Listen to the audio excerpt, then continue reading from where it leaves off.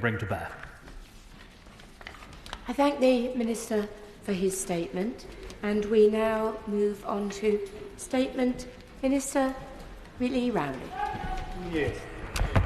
Thank you, Madam Deputy Speaker. And with your permission, I would like to update the House on the independent review into the South Tees Development Corporation and a Teesworks Joint Venture, which the Government is publishing today, having received the final report last week. Madam Deputy Speaker, before we turn to the specifics of the report, I think it's important to remind the House of the significance and the sheer scale of this project. Teesworks in North East England is the United Kingdom's largest industrial zone. Remediating and regenerating the former Redcar Steelworks is a highly complex brownfield regeneration opportunity, the alternative to which is a massive liability to taxpayers in clean-up costs and an annual multi-million-pound bill just to maintain a highly contaminated site. Most importantly, as Michael Heseltine said in his 2016 landmark report on the Tees Valley, the site is also part of a much bigger picture, one which provides an opportunity for regeneration which is unrivalled in size and scale, but also unrivalled in potential opportunity, as we are seeing with the development of the Freeport. And that is why, Madam Deputy Speaker, it is too important to the communities of the North East for Teesworks to be used as a political football. Over the course of the last year, and using privilege in Parliament, the Honourable Member for Middlesbrough, who is not in his place, made a series of allegations about Teesworks. This culminated in April and May 2023, when the Honourable Member stated, and I quote for the record, of the existence of industrial-level corruption and dubious dealings. These accusations are about the most serious that can be made. If true, they would be almost certainly criminal. And they're mere... Order in Lavery. Madam Deputy Speaker, the Minister has just basically said that the Honourable Member for Middlesbrough isn't in his place. He should recognise that the Honourable Member for Middlesbrough has been through some serious surgery and has got a proxy for the foreseeable future. I wonder if you would like to accept that that is the case, instead of having a snide go at the Honourable Member. I thank the Honourable Gentleman for his point of order. I had assumed that the Minister would have informed the member that he was going to refer to him, so I had also assumed that he would know his circumstances, in which case, yes, he might like to just acknowledge that he recognises that there is a reason that he's not in his place. Minister. I'm absolutely happy to acknowledge to all members and to the Chair that the member is not in his place for a reason, but equally the member made a series of statements previously and I am seeking to respond to those. That's not really... excuse me, I can handle this, thank you. That's not really what I was referring to. I was just referring to the fact that there was a reason why he wasn't in his place, not the other points that the Minister is making. Minister, do carry on. Thank you, Madam Speaker. These accusations are about the most serious that can be made. If true, they would almost certainly be criminal. And their mere existence threatens confidence in this immensely important, complicated and challenging project. At the request of the Tees Valley Mayor, an extraordinary independent review was launched by my right honourable friend, the Secretary of State for Levelling Up Housing and Communities, to consider the allegations as well as the combined authorities' oversight role. And today, Madam Deputy Speaker, we have the answers to the primary question. The extremely serious charges of corruption and illegality. They are not correct. They are untrue. Let me repeat for the avoidance of doubt, no corruption, no illegality. No evidence to back up the worst of the allegations repeatedly thrown at local parties managing the project. No referrals onwards to the other bodies for further review. No substance to the most serious of allegations. In addition, and at the Secretary of State's request, the panel has also made a series of constructive recommendations, including over strengthening governance and increasing transparency. We welcome this oversight, as does the Mayor of Tees Valley, who has confirmed that he intends, in principle, to accept all of the recommendations relevant to him and his authority. For the two recommendations relevant to central government, the Department will carefully consider how to support the continued success of the mayoral development corporations across the country, and I know colleagues in DEFRA and His Majesty's Treasury will also consider the recommendation regarding landfill tax. My right honourable friend, the Secretary of State, has today written to the Tees Valley Mayor asking that he responds to the panel's recommendation with an initial response within 6 weeks. My right honourable friend will of course wait to review these proposals before deciding upon further action. But the central point bears repeating. Nothing was found by the reviewers to support the very serious allegations made. This report has been a detailed and thorough piece of work, and I would like to place on record my great thanks to the three-strong panel for their thorough and well-informed work over recent months, to Andrew Ridgewell, the Chief Executive of Lancashire County Council, Richard Paver, previously the first Treasurer of the Greater Manchester Combined Authority, and Quentin Baker, the Director of Law and Governance at Hertfordshire County Council. Copies of the review and my right honourable friend, the Secretary of State's subsequent correspondence with the Mayor and the panel will be placed in the House libraries. Finally, Madam Deputy Speaker, I would like to remind right honourable and honourable members about the rich heritage of Tees Valley itself. It has a proud industrial history, and this government is committed to giving it the proudest possible future, putting it front and centre of our mission to level up the country, supporting all of our regions to prosper and flourish by making sure local people have projects they can champion. This independent review has cleared the Tees Valley Mayor and the Combined Authority of lurid allegations of corruption and illegality. It has recommended improvements that I am confident will be driven by local stakeholders. We are delighted to support a project that is bringing huge benefits to the people of Teesside and the rest of the UK. And for all of these reasons, I commend this statement to the House. Shadow Minister Justin Maddens. Thank you, Madam Deputy Speaker. Let me start by thanking the Minister for an advance copy of the statement. However, we know a draft of this report has been floating around the department since November. Why has it only surfaced today? And how is it that the media were reporting the outcome of the report this morning when it was only released by the department at 4:20 this afternoon? And although we've only been given just over an hour to consider the 75-page report before coming to the dispatch box, it is immediately clear why they waited to the last possible minute to release it, because it is damning. The issue has always been one of value for money. And on that, the report shows that taxpayers' money was not being spent in the way the public should expect. To quote directly from the report, it says, "The governance and financial management arrangements are not of themselves sufficiently robust or transparent to evidence value for money." On transparency, the report says, "We found evidence of inaccuracies and omissions in reports which undermines decisions, and we did not see sufficient information provided to the board to allow them to provide effective challenge and undertake the level of due diligence expected of a commercial board."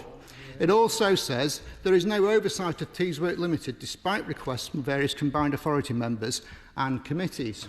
And finally, there is not a robustness within the system. Inappropriate decisions and a lack of transparency which fail to guard against allegations of wrongdoing are occurring, and the principles of spending public money are not being consistently observed. These are not minor trifling concerns. They reveal a systemic and flawed decision-making process that hinders transparency and fails to show value for money. This scandal has exposed gaps in accountability, and serious questions remain about the lack of local democratic scrutiny throughout this process. It is now clearer than ever that this needs to be investigated by the National Audit Office.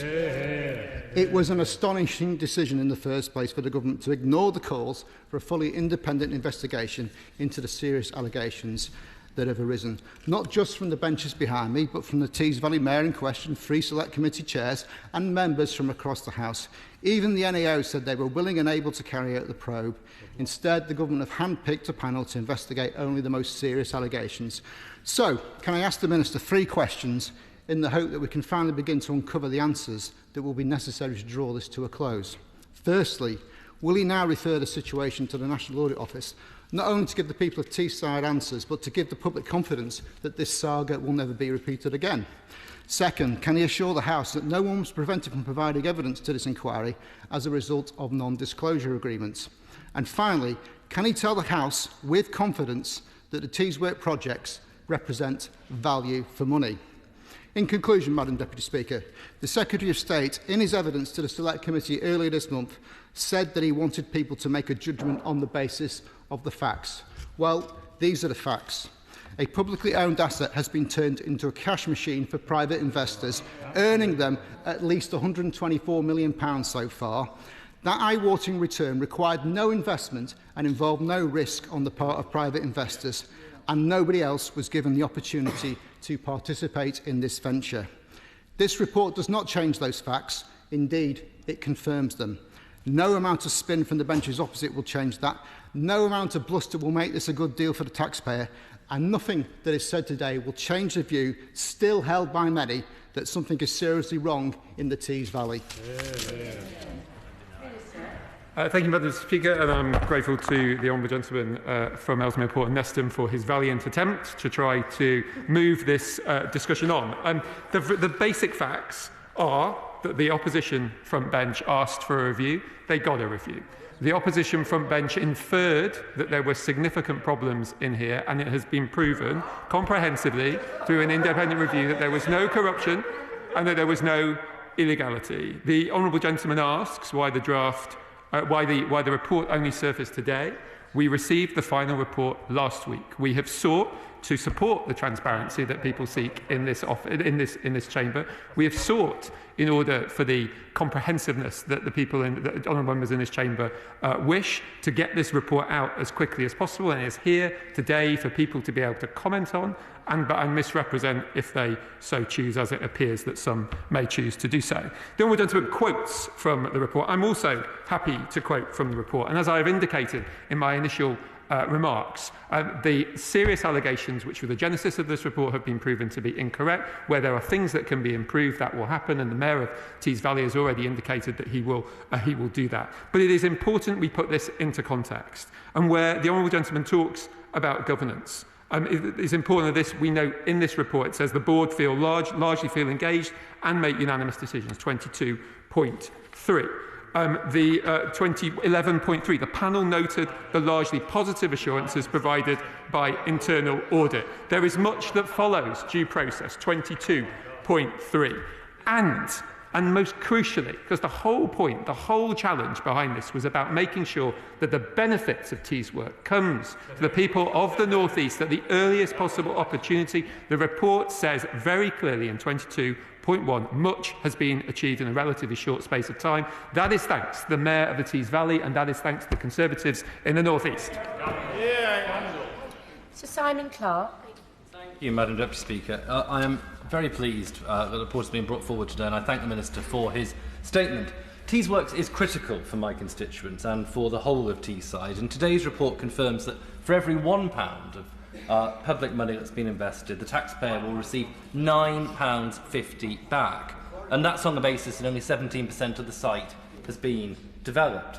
The Honourable Member for Middlesbrough, as my honourable friend has said, alleged, and I quote, industrial-scale corruption in this House. He did so for overtly political reasons, which, sadly, from the opposition front bench, we've heard repeated today. Labour want Teesworks to fail. They put politics before people, and the furious denials of the Honourable Gentleman for Stockton North do nothing to disguise the fact that he and his colleagues have connived in making malicious allegations which have been fundamentally proved to be false this afternoon.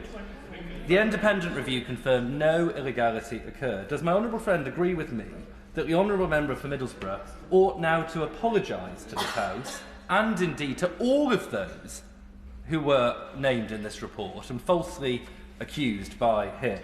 And does he agree with me that the honourable member for Middlesbrough should resign for acting against the interests of the constituency that he serves and indeed against the interests of the whole of the Tees Valley?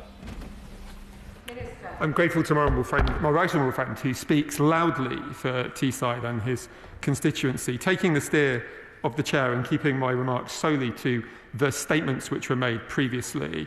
The honourable member for Middlesbrough stated very clearly on the 20th of April in this place, truly shocking industrial scale corruption on Teesside.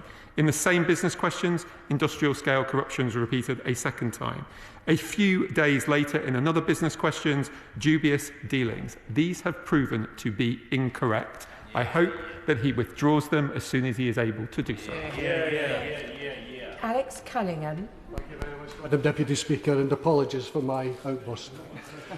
Will the Minister join me in congratulating Mayor Houchen's partners Musgrave and Corney for pulling off the business coup of the 21st century? Without spending a penny, they secretly acquired 90% of the shares in Teesworks, which has had hundreds of millions of taxpayers' money invested in it, done multi-million-pound deals to lease it to others, including the combined authority, have made over £100 million in profit in just 1 year, and secured control of the business development at Teesside Airport when no one else got a look in. All in the gift of Mayor Houchen, who the report says very clearly has failed on both governance and transparency, something I have said time and time again. That is the accusation that I have made. Does the Minister accept that this is a terrible deal for the taxpayer and people of Teesside? And will you now hand it over to the NEO, as others have requested, for all aspects of business at Teesworks, not just those aspects chosen by the Secretary of State, but all aspects to be independently investigated?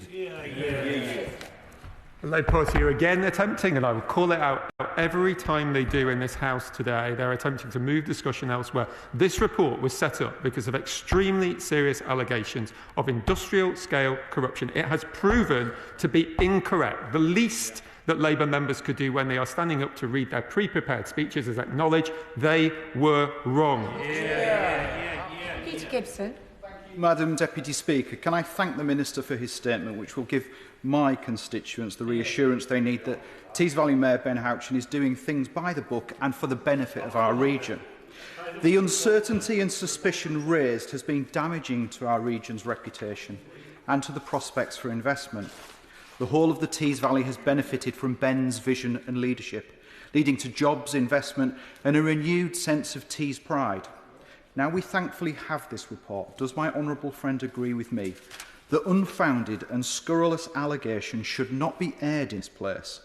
And does my honourable friend further agree with me that Teesside is not well served by continually being talked down by the Labour Party, and that those who have peddled damaging allegations should apologise? I'm grateful to my honourable friend who speaks up loudly for the North East and his constituents in Darlington. He is absolutely correct in the fact that this has a huge opportunity for the North East. He is absolutely correct in the transformative potential that Teesworks provides. He is absolutely correct that it is the responsibility of all members of the House to ensure that they are cautious and careful in our language to make sure that those benefits are realised for the people who matter the most, the people of the North East. Jian Warren. Thank you, Madam Deputy Speaker. Over the weekend, when the Right Honourable Member for Middlesbrough South and Cleveland and I appeared on that excellent local media programme, Politics North, it became obvious that the members on that side of the House had an insight into the date of publication and the contents of the report that members on this side did not. I am very glad that the report has been published, but to spin it as some kind of vindication of Mayor Ben Houchen is absolute nonsense. But given that's the spin they're trying to go for, then why will he not demonstrate that this provides the value for money that he is asserting by having an independent inquiry by the National Audit Office? Indeed. The North East gets little enough investment. We need to make sure that every pound counts. Why can't the National Audit Office be allowed to demonstrate that? To the Honourable Lady, you have the greatest of respect for and who provides immensely important contributions into this place. But the Honourable Lady will recognise, I hope, when we move away from the talking points, that there has already been a review. The review is already independent. It already follows due process. The same processes, by the way, the same processes which were followed for Labour-controlled Birmingham when they lost £1 billion, the same processes which were followed when looking at Labour-controlled Croydon, which lost hundreds of millions of pounds and had serious governance issues, the same processes which were followed with Labour-controlled Slough when they did something similar. So if it was good enough for when the Labour Party were in charge of those authorities, if it was good enough and independent enough to ensure that that worked in those instances, then why is it not good enough here? Is it simply because they're trying to make a party political point because an election is coming up? Paul Howell. Thank you, Madam Deputy Speaker. Madam Deputy Speaker, the member for Middlesbrough clearly made comments were not just wrong, they were extraordinarily emotive and designed to do nothing other than undermine confidence in the tremendous investment work that's been done by the Conservative Tees Valley Mayor. Voices in this place can be hugely negative. They have a huge rollover into destructive when they either say things in the way that the member said, or indeed when they're not said. I just don't get Labour's position on business.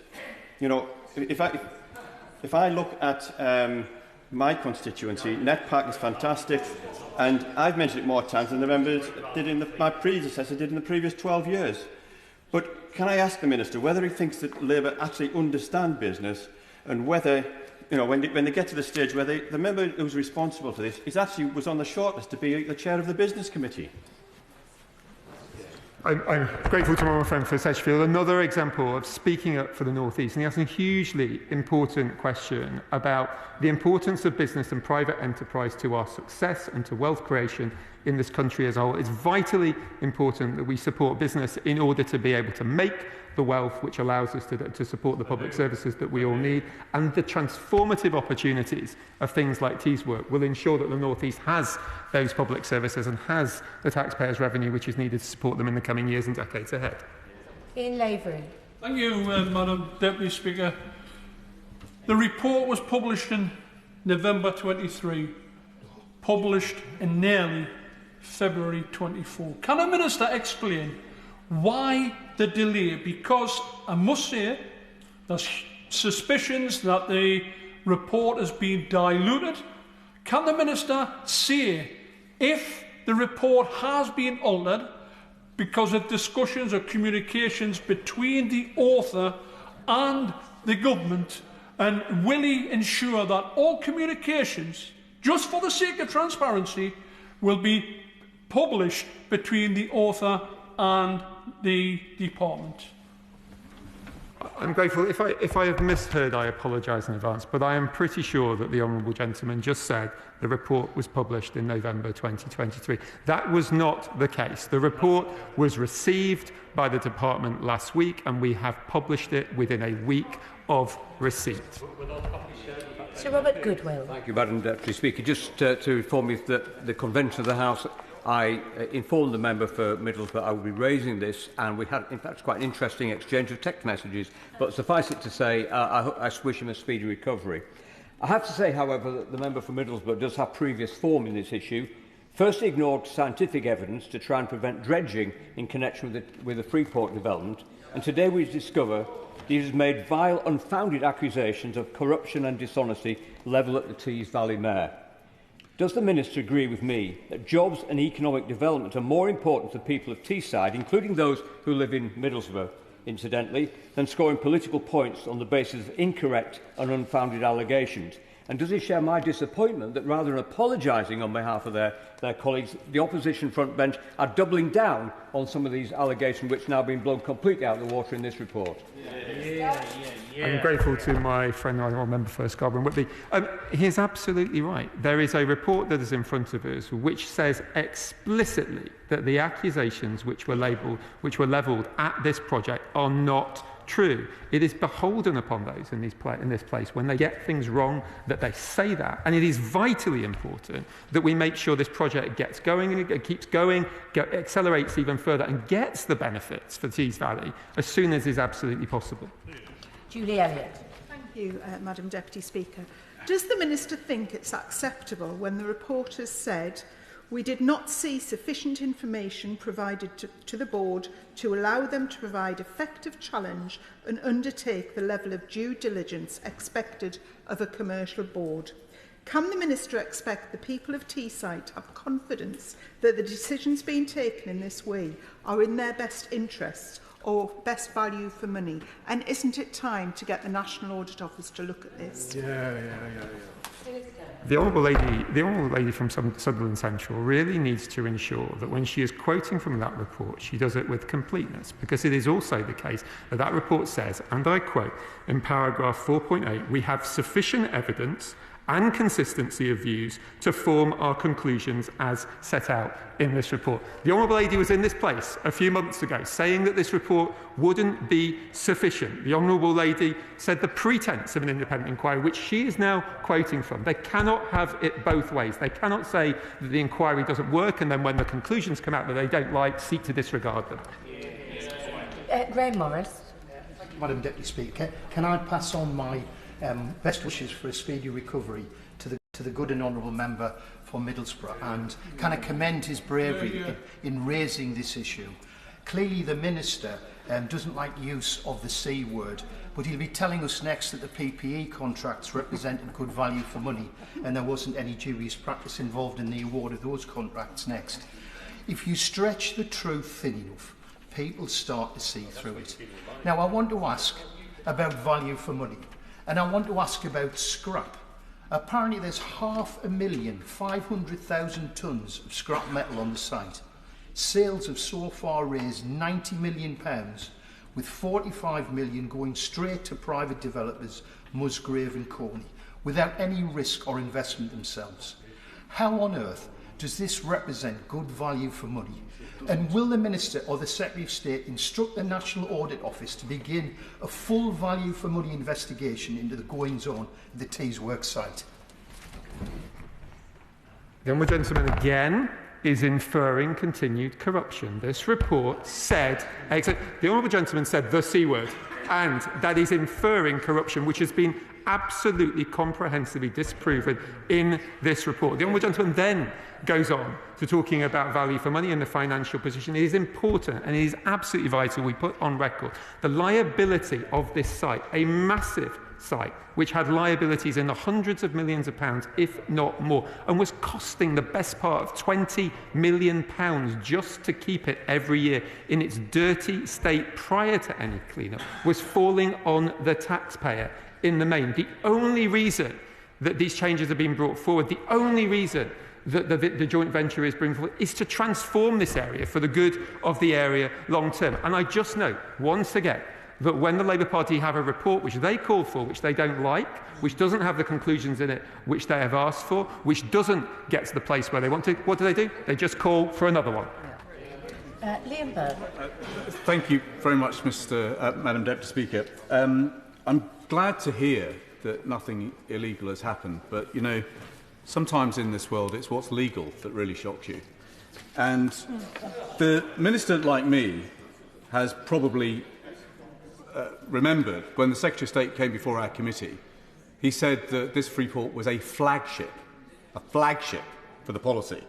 And yet paragraph 1.7 of this report concludes a number of decisions taken by the bodies involved do not meet the standards expected when managing public funds.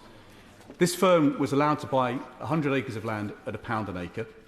It was given rights to sell scrap metal of about £50 million. It then went on to sell the lease that it had for, I think, about £93 million, and it's booked £124 million of profit in the course of 2 years. Surely there are lessons to be drawn about how we absolutely maximise value for money in what is still a novel and important policy. And it's for that reason, Madam Deputy Speaker, that it would be a benefit to all of us in this House if the NAO actually was allowed to get to the bottom of how we make sure that profits like this aren't just extracted from the taxpayer. The Honourable Gentleman has clearly read some of the report, so I just want to draw his attention to some other elements of it. In 12.7, the report was absolutely clear. This project is described as the largest regeneration project undertaken in the UK, covering thousands of acres of land. The project is complex, and the joint venture between the public and private sector brings the inevitable cultural tensions between the desire to move at pace, unencumbered by bureaucracy, as opposed to the expectations of accountability and transparency. The report itself says there was a debate to be weighed up about this, but it also states very clearly on this point about the involvement of business in regeneration that there was no obvious commercial viable proposition for regenerating part of this land, 6.14, and that the joint venture was critical to be able to reach agreement with the Thai banks in order to start this in the first place. It was necessary, it's been done, and it's going to be transformative for the people of Tees Valley. Matt Weston. Thank you, Madam Deputy Speaker. The Minister talks about this being a complex project. I'm not quite sure how complex it actually is. As I see it, Teesworks reported a turnover of 143 million, of which they made 50 million profit on that, which is a 35% return. The only similar returns I've seen recently to that has been Baroness Moan's returns for her PPE recently, the public will expect that, given the scale of what is, I think, and many view, is a scandal, that the NAO should undertake an independent report. I admire his conviction, but given that, will he not support an independent NAO report to corroborate and validate his own? Grateful to the Honourable Gentleman. The Honourable Gentleman appears to be questioning whether or not the site is complex. I mean, that is not my words. They are the words of the review, which many of his other colleagues have used, often out of context, in the last half an hour in order to throw accusations around the place. But the Honourable Gentleman stood up once before on this project, back on the 7th of June 2023. He indicated he thought this was a scam. The Honourable Gentleman from Reading East was not choosing his words carefully then, he's not choosing his words carefully now, and he should consider whether he wants to withdraw any of them. John MacDonald. I'm choosing my words carefully. In past projects similar to this, we've had National Audit Office investigations after the events, and many of us have been disappointed by really our own decision-making process of not doing these reports soon enough. And the issue here is there are potential allegations of excess profits.